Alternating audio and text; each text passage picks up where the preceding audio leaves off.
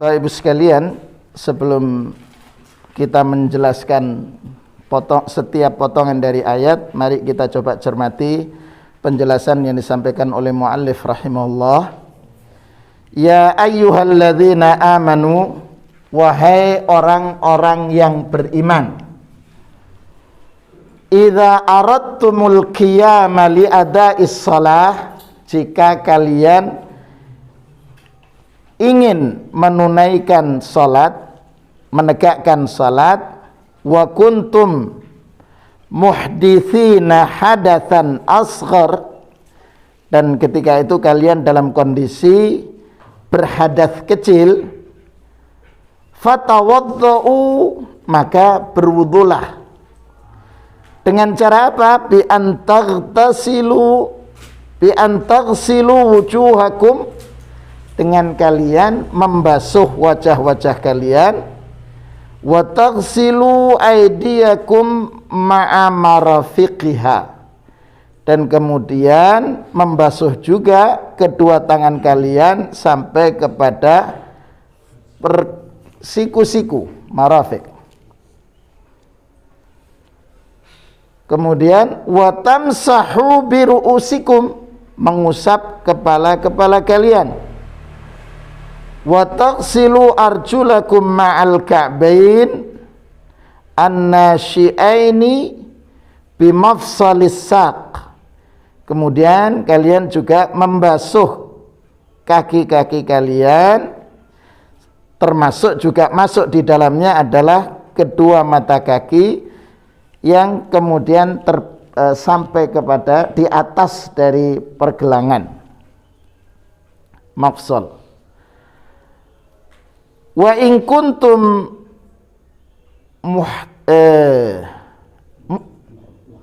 muhditsina hadatsan akbar, kalau kalian dalam kondisi berhadas besar, faghtasilu, maka mandilah.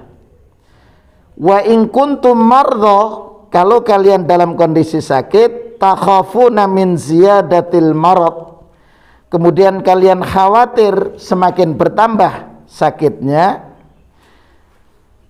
au ta'akhkhar bur'ihi, atau semakin lama sembuhnya,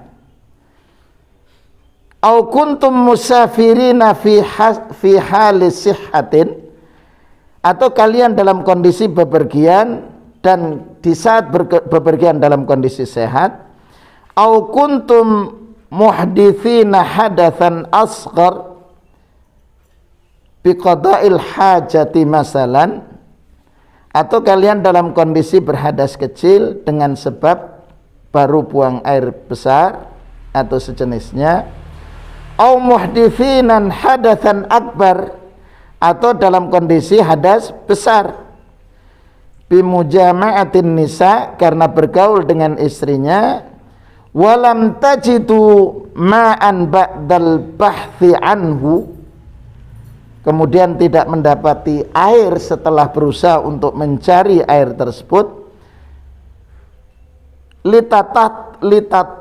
litatahharu bihi, untuk kalian bersuci, faqsudu wajhal ardi, maka segeralah ke permukaan bumi, wadribu ba'aidikum, kemudian pukulkanlah dengan kedua tangan kalian, wamsahu wujuhakum, kemudian usap wajah-wajah kalian, wamsahu aydiyakum min, kemudian usap juga kedua tangan kalian.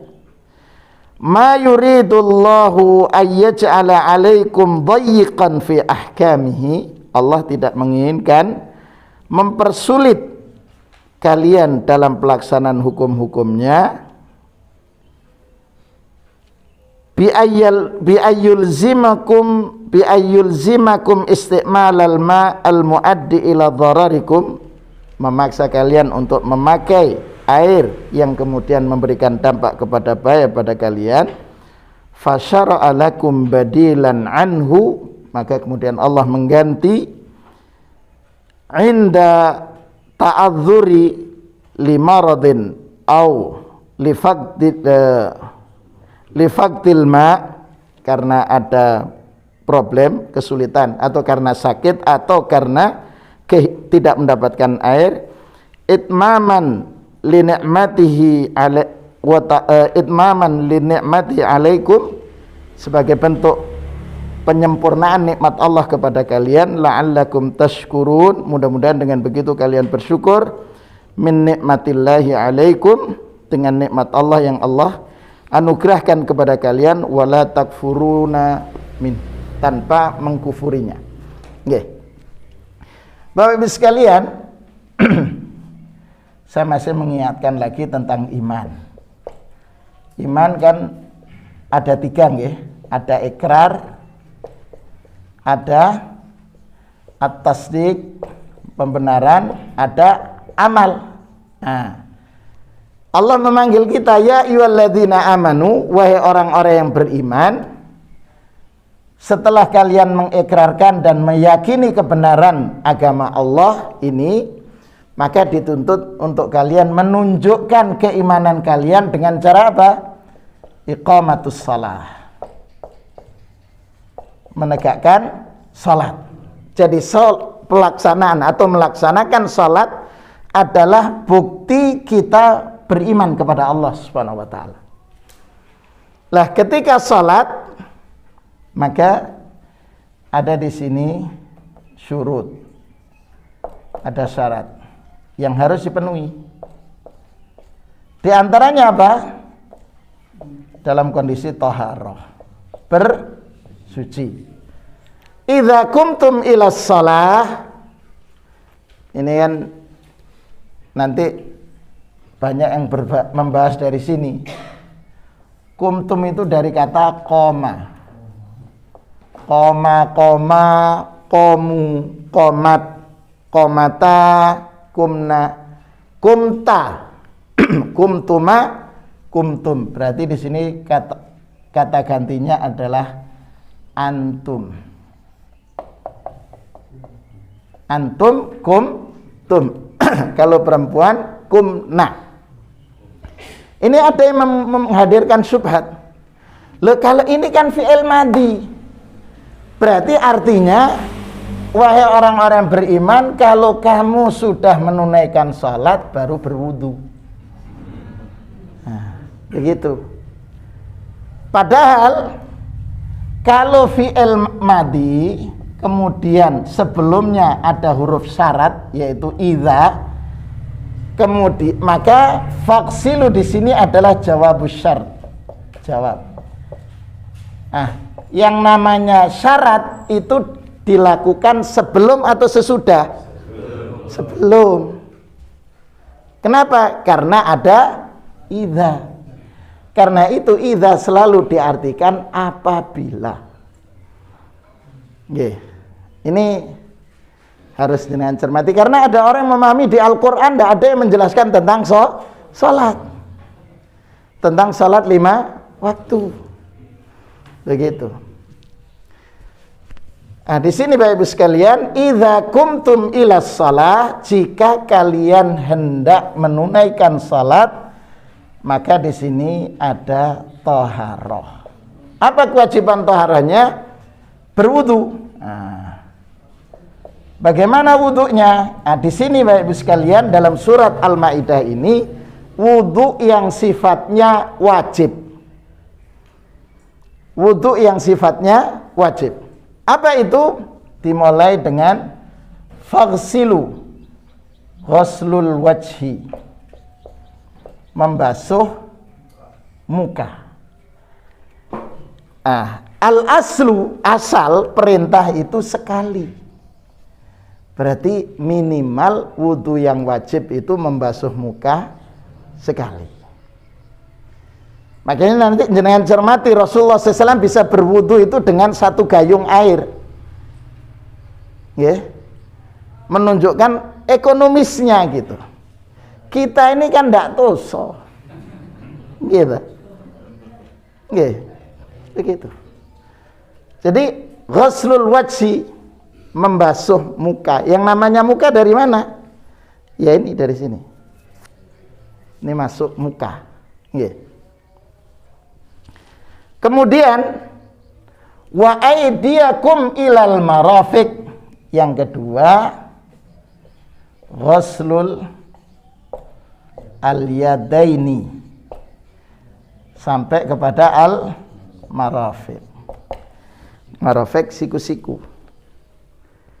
Nah, kita ini kalau berwudu seringnya kan pakai keran. Itu dari atas dulu ke bawah. Kalau jenengan cermati di sini, ghuslun ilal marafiq berarti dari ngeten mestinya sampai melebihi ini. Yang sering terjadi begitu. Dari atas ke, padahal perintahnya ghuslul yadaini ilal gini dulu. Minimal sekali dalam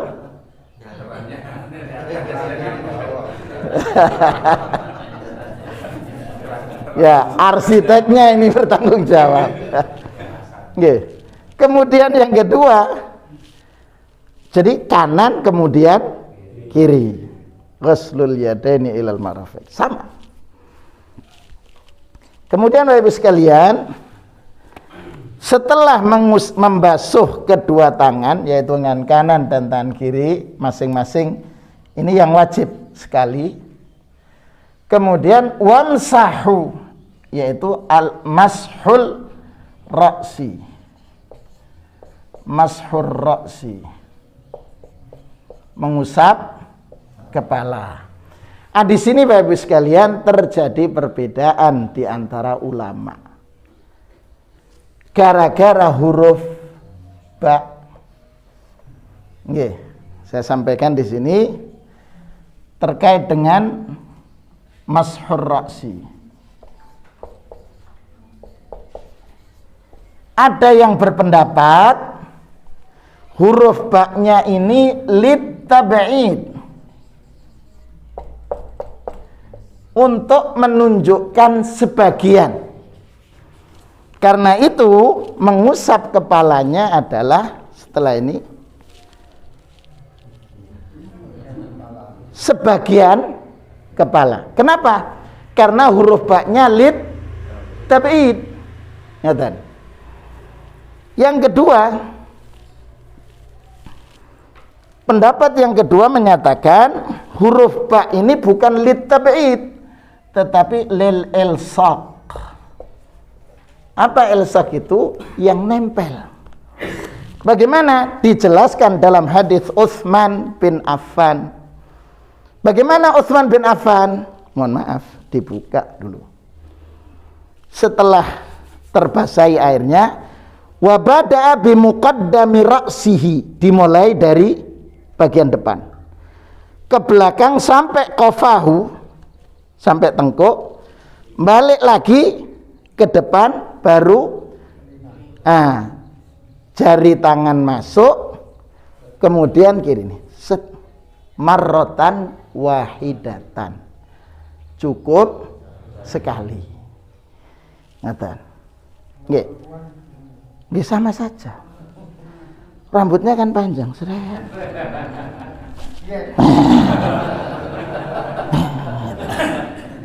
Gitu. Nggih. Loh kalau diikat ya enggak apa-apa. Seretnya. Selesai. Nggih. Nah ini siapa yang menjelaskan? Hadis Utsman. Oh kalau begitu bagaimana Ustadz? Ya, saya mengikuti, memilih pendapat ini. Kenapa? Karena dijelaskan oleh hadis. Begitu, nggih. Wamsahu biruusikum.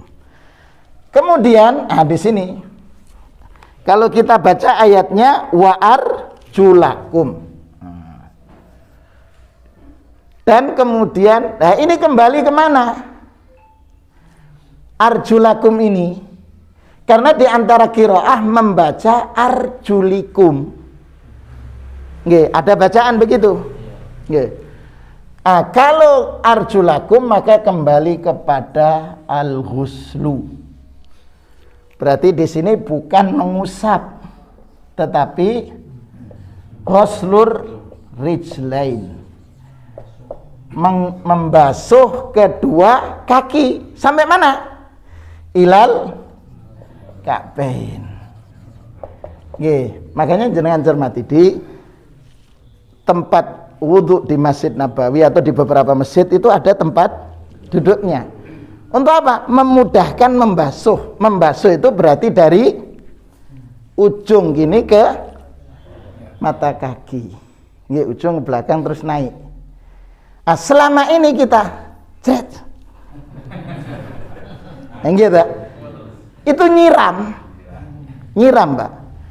Membasuh itu berarti sambil dipastikan rata. Kenapa harus rata? Karena ada hadis Rasulullah, wailul lil aqabi minan nar. Celaka bagi orang yang berwudu tapi bagian belakangnya ada yang tidak terbasuh. Itu termasuk bagian daripada yang sunnah. Jadi ini kita berbicara dulu yang wajib. 1, 2, 3, 4. Jadi kalau kita berwudu seperti itu sudah cukup. Minimal sekali-sekali, kecuali kepala memang 1 kali. Karena itu kalau jenengan cermati, Rasulullah berwudu dengan 1 gayung cukup. Kenapa? Sudah selesai ini. Tetapi ada wudu yang kemudian di situ disunnahkan. Dimulai dari apa? Membersihkan kedua tangan terlebih dahulu. Kemudian baru berkumur-kumur. Berkumur-kumur sekaligus menaikkan air ke hidung dan kemudian dikeluarkan. Ada riwayat kumur-kumur sendiri, menaikkan air ke hidung sendiri. Saya lebih cenderung kepada pendapat yang pertama, kumur-kumur dan menaikkan air ke hidung sekali. Dan itu dijelaskan dalam hadis Utsman tadi.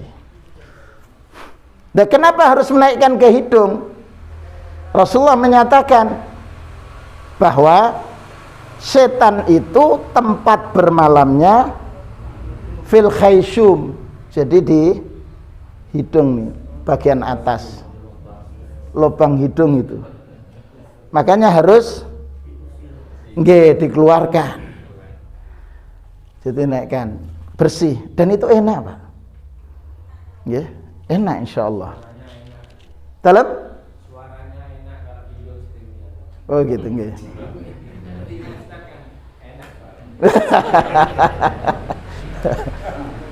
Pak Ali. Jadi begitu. Kemudian termasuk juga bagian dari sunnah menggunakan siwak. Kalau tidak ada siwak ya sikat gigi. Nah, kenapa Rasulullah SAW ketika seseorang memakan basol, bawang, baik bawang merah ataupun bawang putih yang masih mentah, itu disuruh sikat gigi dulu, bersih itu, pakai siwak. Supaya apa? Jamaah yang di sampingnya itu tidak terganggu, Pak. Coba jenengan cermati, ya sekarang pakai masker. Pas tidak pakai masker, tadi malam makan sate bawangnya mentahnya banyak, bumbu satenya sedikit. Terus malam bangun karena azan masjid sudah qomat, langsung tidak sempat. Di saat itu menguap, kira-kira jenengan bertahan nomboten? Begitu. Sampai-sampai Rasulullah SAW mengatakan la yaqrabanna musallana, untuk tidak mendekati tempat kami sholat, karena di situ mengganggu, termasuk bau ini. Kenapa nih? Kenapa? Rasulullah menjelaskan bahwa malaikat itu yata'adza, terganggu, kama yata'adza banu Adam, sebagaimana keturunan Adam alaihissalam pun juga terganggu. Berarti kan perintah Allah khudhu, perintah untuk khudhu zinatakum inda kulli masjidin itu di situ. Yang sering kita itu terbalik. Ketika hadir kondangan,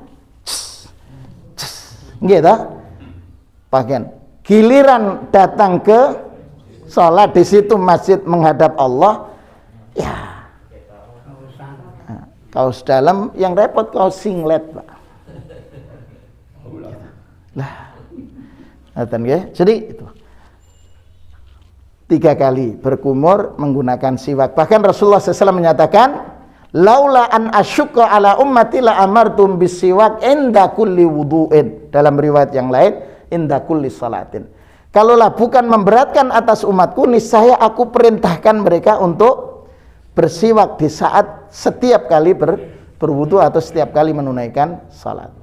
Tapi kalau tidak ada siwak, kata boleh pakai ini, Ustaz. Ya jangan, Pak.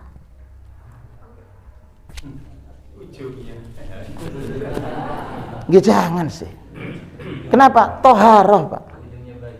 Ujungnya baju kadang di sini. Waduh, ya jangan. Ya kalau tidak sanggup. Sekarang siwak sudah ada bungkusnya, gitu. Siwak. Kemudian membersihkan wajah, muka, membasuh muka 3 kali, itu sunnah maksimal. Kemudian tangan kanan dulu 3 kali, baru kiri 3 kali, bukan seret, itu kan gerak jalan. Oke. Jadi tangan dulu 3 kali, kanan selesai, baru kiri 3 kali. Baru kemudian mengusap kepala, kemudian membasuh kaki pun juga 3 kali. Setelah itu, Ibu sekalian, hadis riwayat Imam Muslim menyatakan, ketika selesai kemudian kita membaca asyhadu alla ilaha illallah wa asyhadu anna muhammadar rasulullah, apa kata Rasulullah? Illa futihat lahu abwabul jannah, dibukakan untuknya pintu-pintu surga. Itu doanya di situ sudah selesai. Nggih, begitu. Kembali. Ini kalau kita bahas fikihnya panjang. Cukup. Wa in kuntum junuban, kalau kalian junub, berarti hadas besar. Ada sebabnya apa? Mimpi al-ihtilam, mimpi basah. Yeah. Atau, nah ini dialami oleh bapak-bapak dan putra dan putri, semuanya sama. Wa in kuntum junuban fattahharu, maka bersucilah. Bagaimana bersucinya? Nanti ada kewajiban di sini apa? Al-ghuslu. Mandi besar. Mandi. Bagaimana mandinya? Baik Ibu sekalian, ini kita kalau mencermati hadis Aisyah radhiyallahu anha, ketika kita mandi karena sebab mandi besar karena junub, atau karena nifas, atau karena bersih dari haid, maka diperintahkan berwudu, dianjurkan berwudu seperti wudu kita untuk sholat. Okay. Baru kemudian hadis riwayat Aisyah radhiyallahu anha, menyiram bagian kanan 3 kali, menyiram bagian kiri 3 kali. Tapi sebelum itu semua, sebelum siram, kalau rambut kita panjang itu atau napa jenenge tebal, nggih, itu disuruh menyelat-nyelati dulu sampai kita memastikan bahwa pangkal-pangkal rambut itu terbasahi. Baru nyiram 3 kanan 3 kali, kiri 3 kali, baru disiram semuanya. Itu sudah selesai untuk mandi junub. Cuman kan kita kalau mandi mesti pakai sampo, pakai sabun. Ya kalau setelah itu siramnya ya bebas. Tapi yang pertama seperti tadi. Nggih, itu. Karena ada pokoknya langsung pakai shower. Jeplong. Tapi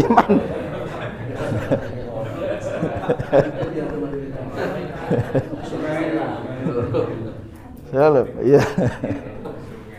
Tapi tidak boleh, itu yang harus diperhatikan, nggih. Kalau airnya itu diam, Nggih. Berarti tidak boleh buang air kecil di situ. Gitu. Karena itu ada di kolam renang itu, di beberapa kolam renang atau pemandian itu untuk mengantisipasi orang buang air kecil di situ. Jadi orang kalau buang air kecil langsung warnanya biru, warnanya ada gitu. Itu dipanggil oleh petugas. Anda buang air kecil di sini ya gitu. Tahuan sekarang. Untuk apa? Ya antisipasi. Nggih. Kembali. Wa in kuntum junuban fattahharu. Jadi ketika junub dengan sebab mimpi atau ingin bersih dari haidnya atau dari nifasnya, maka hendaklah mandi. Wa in kuntum mardha, jika kalian dalam kondisi sakit. Sakit di sini penjelasan di ahli tafsir adalah yang kira-kira kalau menggunakan air semakin bertambah parah. Au iya ta'akhir bur'uhu, atau semakin lama proses penyembuhannya. Jadi kalau kita sedang sakit, au ala safarin, atau sedang bepergian, au jaa ahadum minkum, atau salah seorang di antara kalian keluar dari toilet karena buang air besar ataupun buang air kecil, gitu kan. Au lamastumun nisa, atau setelah berhubungan dengan istrinya, falam tajidu ma'an, tidak ada air, fatayammamu sa'idan tayyibah, maka tayamum. Nah, tayamum Bapak Ibu sekalian itu terjadi dua riwayat. Ada dua riwayat. Ada mengatakan begini, riwayatnya terus ditiup, diusapkan ke wajah. Oke. Setelah itu sebenarnya cukup begini, sudah cukup. Ada yang ini yang riwayat yang pertama, jadi cukup sekali. Boten, boten cukup. Jadi sekali darban wahidan. Ini riwayat pertama. Riwayat yang kedua, muka, nah, kemudian tangan. Okay. Tangan ini berpendapat sampai siku-siku. Saya secara pribadi ketika mengikuti kajian di beberapa ulama di Saudi itu, ternyata mereka lebih menguatkan riwayat yang pertama. Jadi cukup sekali dan cukup sampai ar-rusghu, sampai di pergelangan. Cukup sudah. Jadi seret, ngatan, kanan dulu. Sudah selesai. Ngatan. Ya, itu tayamum. Cet. Nggih. Nggih, sebentar. Jadi saya maknakan yang pertama, aula mastumun nisa, ini mereka yang berhubungan dengan hubungan suami istri. Nggih. Kenapa diartikan itu tadi dengan berhubungan suami istri? Karena dari kata lamisa yalmasu. Jadi kalau lamisa itu artinya menyentuh. Nggih. Di sini la masa, yulamisu. Nggih. Kalau ini itu berarti dua orang, dua sisi, yang laki dan perempuan. Kalau lamisa itu nyenggol, senggolan. Jadi yang di sini ini, karena itu Ibu sekalian, ketika dimaknai lamastumun nisa itu dimaknai dengan menyentuh, dengan menyentuh, maka berpendapat menyentuh perempuan itu batal wudu. Begitu. Ini dari kata lamisa. Itu pendapat yang pertama. Yang kedua, menyentuh wanita itu tidak membatalkan wudu. Apa dasarnya? Ketika Rasulullah SAW sholat malam, rumah beliau kan kecil, 4 kali 4, mungkin ini nggih. Ini berapa Pak Yusuf? Pak Denan ini yang ngerti bangunan. Nggih, 4 kali 4 ya? Ya, kurang lebih. Di situ rumah Rasulullah SAW dengan Ibunda Aisyah, di situ Ibunda Aisyah masak, di situ juga menerima tamu. Jadi kecil Pak. Rumah kita kalau sudah lebih dari itu berarti sudah melebihi wis kaya pokoknya. Karena itu sekarang dibentuk rumah minimalis. Gitu. Nggih. RSSSSS. Begitu. Ya. Apa alasannya? Di saat Rasulullah SAW waktu itu sholat hendak sujud, menyingkirkan kaki Ibunda Aisyah. Rasulullah sujud. Menyentuh mboten? Menyentuh. Tapi alasannya bersama itu pakai kaos kaki. Ya kan itu perlu penunjukan kepada dalil. Kalau Ibunda Aisyah, wong tidur di rumah masa pakai kaki, pakai kaos kaki. Ya, kecuali kalau pas musim dingin. Gitu. Dan riwayat itu tidak menjelaskan musim dingin dan musim panas. Gitu. Yang kedua, ketika kita sedang tawaf dan sa'i, tawaf itu salah satu syaratnya harus dalam kondisi suci, punya wudhu. Lah kalau batal maka otomatis tidak selesai Pak, kecuali di lantai atas, dan putranya akan semakin jauh. Saya pernah nyoba, yang atas itu, di atas itu, tapi saya tidak langsung di bagian atas sendiri, di lantai 2-nya. Itu satu putaran dengan saya jalan kaki 15 menit. Itu satu putaran.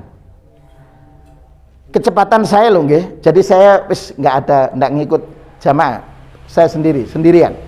Itu 15 menit kali 7. Nah, makanya kemudian semuanya memilih di bawah. Begitu kan? Apalagi kalau ngambil yang atas bisa setengah jam. Nah, padahal Allah tidak menginginkan kesulitan bagi kita. Karena itu saya lebih cenderung di sini lamastumun nisa itu adalah hubungan suami istri. Dan berpendapat selama ini. Tapi tidak kemudian setiap wanita keluar dari wudu, gini. Batal. Enggak. Tetap harus menjaga itu. Kemudian Bapak Ibu sekalian, tadi fatayammamu, bagaimana tayamumnya? Harus sa'idan tayyibah. Debu yang bersih. Jadi kalau di situ mohon maaf debu tapi kemudian ada kotoran kucing, ya berarti tidak tayyib. Gitu. Famsahu biwujuhikum, usaplah wajah. Jadi mengusap sekali. Wa aidikum minhu, sedikit darinya. Jadi tidak keseluruhan. Karena itu min di sini adalah sampai kepada ar-rusghu, sampai kepada pergelangan. Bapak Ibu sekalian, apa kata Allah? Ma yuridullahu liyaj'ala 'alaikum min haraj. Allah berikan kemudahan ini supaya tidak kita merasa bersalah atau merasa sulit.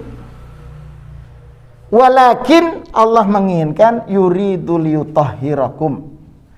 Jadi dengan tayamum pun juga membersihkan, untuk mensucikan kalian, waliyutimma ni'matahu 'alaikum, dan menyempurnakan nikmatnya kepada kalian. Jadi subhanallah, ketentuan asal wudu itu, wudu atau al-ghuslu itu dengan alma. Gitu? Ketentuan asal dengan air wudu. Kenapa ketentuan asal? Karena ketika kita berwudu, tetesan air wudu itu menghapuskan dosa. Makanya di antara kemudian Rasulullah memberikan keluasan bagi kita untuk maksimal 3 kali, supaya semakin banyak dosa yang gugur dari wajah kita, dari anggota wudhu kita. Kalau kemudian berhalangan, apa halangannya? Karena mardha atau safar, atau ketika dalam ingin toharoh dari hadas tetapi falam tajidu ma'an, tidak ada air, maka apa solusinya? At-tayammum. Makanya coba jenengan pada saat Sa'ad bin Abi Waqqas atau Abu Ubaidah bin Jarrah, lupa sahabat waktu itu, pada saat musim dingin gitu, di saat peperangan, di perang Khandaq, musim dingin itu, dinginnya Madinah menggigil banget, sampai kata Hudzaifah itu mengatakan, saya tidak beranjak dari bersama Rasul bukan karena saya tahan, tapi karena saya malu Rasulullah tetap bertahan dalam kondisi cuaca itu, dan saya sudah merasakan gemeter, kata. Ketika Hudzaifah disuruh untuk melihat pasukan musyrikin, dia mengatakan, Rasulullah SAW, saya dalam kondisi saya tidak mengenakan kain tebal. Ditepuk dadanya oleh Rasul, sudah kamu keluar. Rasa dingin itu hilang dengan saat itu. Itu karena yang menepuk Rasul. Sekarang tidak ada, ya tetap pakai jaket, gitu. Sudah ketika itu ada sahabat, kemudian dia dalam kondisi mimpi basah. Begitu. Kemudian tidak ada air musim dingin. Sahabat ini langsung tayamum. Ada sahabat yang satu mengatakan, Anda harus guling-guling kayak ayam gitu nggih. Yang gitu. Ini sahabat yang satu cukup dengan tayamum. Ditanya oleh Rasul. Jawabannya aja. Ma yuridullahu liyaj'ala 'alaikum min haraj. Nah, itu pertanyaan jawabannya. Jadi itu kemudahan. Allah menganugerahkan ini untuk menyempurnakan nikmatnya. Tujuannya apa? La'allakum tashkurun, agar kita bersyukur kepada Allah. Nggih, ada yang perlu didiskusikan, Ibu sih? Monggo. Pak Ali dulu, monggo Pak Ali. Tayamum sudah dimudahkan. Nggih. Ini pernah kejadian di penjara. Dalam keadaan sakit, lemes, lemah, tak ada yang wudhu. Bagaimana untuk bisa wudhu dan tayamum? Apa ada rukhsah? Ya, kalau dia masih bisa menggerakkan kedua tangannya, gitu. Kalau enggak ya sudah, enggak ada orang lagi. Tapi apa sampai terjadi begitu? Ya sudah, menggerakkan, kemudian mengusap, begitu saja. Yang jelas Allah sudah melihat kesungguhannya. Walladzina jahadu fina lanahdiyannahum subulana. Siapa yang bersungguh-sungguh jalankan, ya Allah akan berikan jalan. Itu caranya Allah Subhanahu wa taala. Nggih, monggo dokter. Gantosan nggih. Dua pertanyaan, Ustaz. Nggih. Yang pertama masalah thaharah. Nggih. Ada kapan hari itu viral dari Gus Bahar itu. Nggih. Bahwa kalau kita mandi, terutama mandi junub ya, itu tidak boleh, kalau pemahaman saya itu tidak boleh kita menyabun dulu atau apa, karena sabun itu merubah sifat air. Dan tidak tahu penjelasannya masalah air apa itu. Nggih. Jadi langsung air dulu. Nggih. Tidak boleh, kadang-kadang terus terang saya sendiri kadang-kadang kan kita sabun dulu, Nggih. sebagainya, Nggih. gerakan. Nggih. Itu yang pertama. Kemudian yang kedua masalah tadi lamasai. Mm. Apa ada hubungannya dengan ini? Kalau di tadi kan ada dua pendapat. Nggih. Sentuh atau senggol. Nggih. Dan yang kedua maksudnya berhubungan. Kalau tidak salah pas surat Maryam bahwa Maryam itu tidak pernah disentuh laki-laki tapi Iya. hamil. Betul. Nggih. Nggih. Jadi yang pertama terkait dengan thaharah tadi, kalau mengacu kepada hadis Aisyah radhiyallahu anha, memang disiram terlebih dahulu silam terlebih dahulu baru kemudian menggunakan sabun. Jadi penggunaan sabun sampo itu hanya penyempurna saja sebenarnya. Tapi ketika sudah tersiram air itu sudah kondisi kita dalam kondisi suci. Itu yang pertama. Adapun air itu asalnya suci, Pak. Air itu, alma itu tahur. Tahur. Termasuk air laut gitu. Air laut juga tahur. Cuman kemudian ketika bercampur dengan najis, itu masalahnya. Kalau bercampur dengan najis dan merubah sifat air, yaitu apa? Bau, rasa, dan warna. Gitu kan? Maka ini sudah hilang dari sifat sucinya. Karena itu seperti contoh air gitu. Tapi ketika kemudian di situ dikasih kopi, dikasih gula, diaduk, itu bukan lagi, tapi menjadi air kopi. Tidak boleh pakai berwudu. Nanti timbul, loh ini kan tidak berasal dari najis, Ustaz. Iya, cuman sudah merubah. Iya, orang lagi tidak mengatakan ini air putih, enggak, air kopi, enggak bisa lagi buat berwudu karena tidak mensucikan sudah. Gitu kan? Gitu. Itu yang pertama. Yang kedua terkait dengan kisah Maryam itu, ya memang Maryam ditanya, bagaimana saya punya anak walam yamsasni. Jadi karena itu para ulama memang membedakan al-massu walam yamsasni, dan tidak ada seorang pun yang menyentuh. Itulah memperkuat pendapat yang tadi, bahwa yang dimaksudkan la tajidu aw lamastumun nisa, maknanya di situ. Semakin menguatkan bahwa di situ tidak hanya sentuhan biasa. Nggih, Pak Haji Tambis. Orang wudu lalu masalah yang wajib lupa. Salah satunya lupa, itu diulang dari awal apa? Nggih, ini termasuk yang wajib dibasuh, Pak. Iya, yang wajib dibasuh lupa. Nggih, begini contoh. Sebab lupa itu ada dua. Nggih. Nggih toh? Basuh muka, terus setelah itu kaki dulu baru ini. Bisa lupa. Oh, namanya lupa, Pak. Maka bagaimana? Ya mengulangi karena harus tertib. Harus tertib. Jadi muka, kemudian tangan kanan, tangan kiri, baru kemudian mengusap kepala, itu harus tertib. Nggih. Jadi kalau lupa ngaten. Jadi misalkan nomor 1 ingat, nomor 2 lupa, yang membasuh tangan itu lupa, lalu kepala. Maksudnya sunnahnya itu kan jadi tidak menyela-nyela. Yang wajibnya. Lele yang kan yang wajib itu kan mestinya kepala dulu, membasuh muka. Kemudian kan membasuh tangan. Gitu.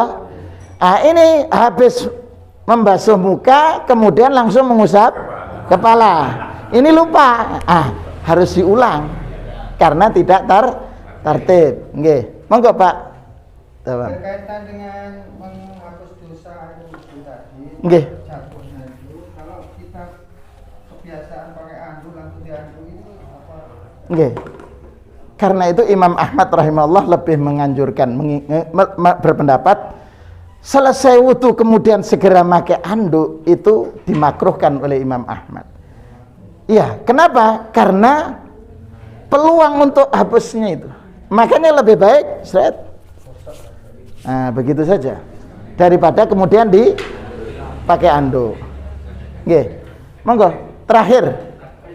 Oh, iya 1 2, nggih, Pun. Nggih. Demi sahnya dan sempurnanya wudu ataupun mandi junub. Sama dengan kalau bertato itu harus dihapus gitu, Ustaz. Apa betul itu? Ketentuan asal bertato tidak dibolehkan, dilaknat oleh Allah dan Rasulnya. Kemudian sekarang ada masa lalu, masa jahiliyah, gitu. Kemudian setelah itu sadar tobat. Ini kan tidak bisa langsung hilang, Pak. Ya sudah, tidak ada masalah. Tidak harus iya, iya. sekarang kan sudah ada teknologi itu mempercepat. Itu upaya sebagai wujud kesungguhannya bertaubat, begitu. Begitu saya. Kalau saya lebih cenderung begitu. Kalaupun masih ada tatonya, Ya. wudhunya. Ya kan Allah akan menilai kesungguhan kita. Kita kan sudah meratakan, membasuh dan meratakan. Memang ada sifatnya yang tidak bisa masuk air katanya begitu kan. Bahannya itu. Begitu kan? Tapi ketika orang itu sudah bertaubat, kemudian sebagai wujud taubatnya berupaya membersihkan, ya, dan itu betul, itu sudah illa man taba wa amila amalan salihan. Nggih, monggo Ibu.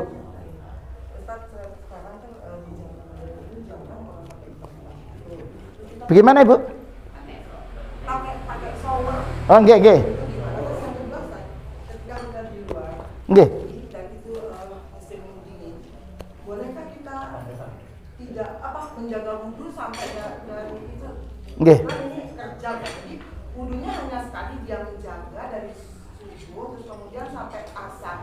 Nggih. Terus yang ketiga, gerakan sholat ketika kita sedang ada di luar, kan karena riskan sekali kalau kita tiba-tiba gerakan sholat itu tidak sempurna. Terus mantu saya itu biasanya kalau lagi tugas itu dia duduk seperti biasa, misalnya sedang di stasiun jadi duduk Nggih. seperti biasa, Iya. padahal dia normal. Nggih. Pertama gini, untuk terkait dengan teknologi ya, berwudu pakai termasuk mandi. Mandi pun kita bisa siasati. Shower masuk, air nggih, ngalir, gitu kan? Showernya sudah. Itu pertama kita sisi yang kanan dulu. Kemudian kiri, baru kemudian itu. Itu pertama. Itu teknis. Nggih, insyaallah tidak ada masalah. Yang kedua terkait kemudian ketik menjaga wudhu. Bapak Ibu sekalian, sahabat itu, salah satunya sahabat Abu Hurairah, itu selalu menjaga wudhunya. Khalid ibn Walid, bahkan ada salah satu guru kami itu mohon maaf nggih, waktu buang airnya itu pada saat bangun sepertiga malam. Kemudian mulai setelah berwudu saat itu sampai kemudian sholat zuhur, beliau tidak batal. Kemudian habis zuhur, selesai zuhur, beliau kemudian makan seperti biasa, kemudian sikat gigi, buang air kecil, wudu lagi. Jadi beliau itu terjatah, ada waktu terjaga betul begitu, sehingga wafatnya itu masya Allah. Itu. Jadi ketika seseorang mampu menjaga wudu itu bagus, tidak ada masalah sampai. Apalagi kalau di musim dingin, seperti yang saya pernah alami ketika di Turki itu minus 15 derajat Celcius, minus salju semua sudah. Itu saya berwudu di hotel pakai air hangat, gitu, pakai wudu biasa. Setelah itu pakai kaos kaki yang pakai khuf itu, sampai nanti selesai zuhur, saya minta jamaah untuk dijamak dan qashar. Sudah selesai, sehingga kemudian maghribnya dan isya di hotel. Jadi begitu, tidak ada masalah, boleh saja Ibu. Terkait kemudian posisi sholat di saat umpamanya di kereta, di pesawat termasuk di dalamnya. Ketika kalau di pesawat Saudi Airlines sekarang atau Turki Airlines itu sekarang ada di belakang itu untuk yang Boeing 777 nggih, itu ada tempat untuk sholat dan selalu diajak oleh salah satu grup kru itu untuk sholat berjamaah. Tapi ada juga, boleh juga kita untuk posisi duduk. Jadi boleh Ibu ketika duduk, tidak ada masalah, karena memang dalam kondisi bepergian musafir itu mendapatkan rukhsah. Nggih. Terakhir nggih.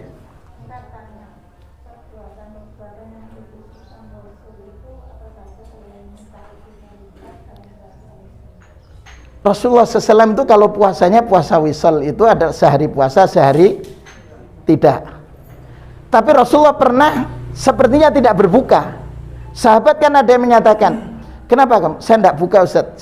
Ya Rasulullah, saya melihat engkau berpuasa tidak berbuka. Kata Rasulullah SAW, saya dikasih makan oleh Allah Subhanahu Wa Taala yang tidak diberikan. Karena itu aftiru, diperintah hari ini puasa, besok tidak, besoknya puasa, begitu terus, begitu. Itu aktivitas Rasul. Yang kedua, Rasulullah SAW itu selalu menjaga, tidak pernah meninggalkan qiyamul lail. Itu Rasulullah SAW. Ya mungkin nanti akan lebih detail pada saat waktu kita membahas tentang ayat-ayat itu insyaallah. Cekap nggih Bapak Ibu sekalian. Mudah-mudahan apa yang kita kaji pada kesempatan berbahagia ini Allah catat sebagai amal saleh kita. Kehadiran panjenengan semua dalam majelis ilmu dijadikan oleh Allah sarana Allah untuk menghapuskan dosa-dosa kita, meninggikan derajat kita di sisi Allah Subhanahu wa taala. Mudah-mudahan dengan hadirnya kita dalam majelis ilmu ini dijadikan oleh Allah waktu kita berkah. Sehingga rizki yang Allah titipkan untuk kita pun juga berkah untuk keluarga kita, dan mudah-mudahan anak dan cucu yang Allah titipkan kepada kita menjadi anak dan cucu yang saleh dan salihat, dan semuanya kita diantarkan oleh Allah menjadi orang-orang yang memperoleh husnul khatimah. Amin amin ya rabbal alamin. Kita akhiri dengan doa kafaratul majlis. Subhanakallahumma wa bihamdika asyhadu an la ilaha illa anta astaghfiruka wa atubu ilaik. Walafu minkum. Assalamualaikum warahmatullahi wabarakatuh.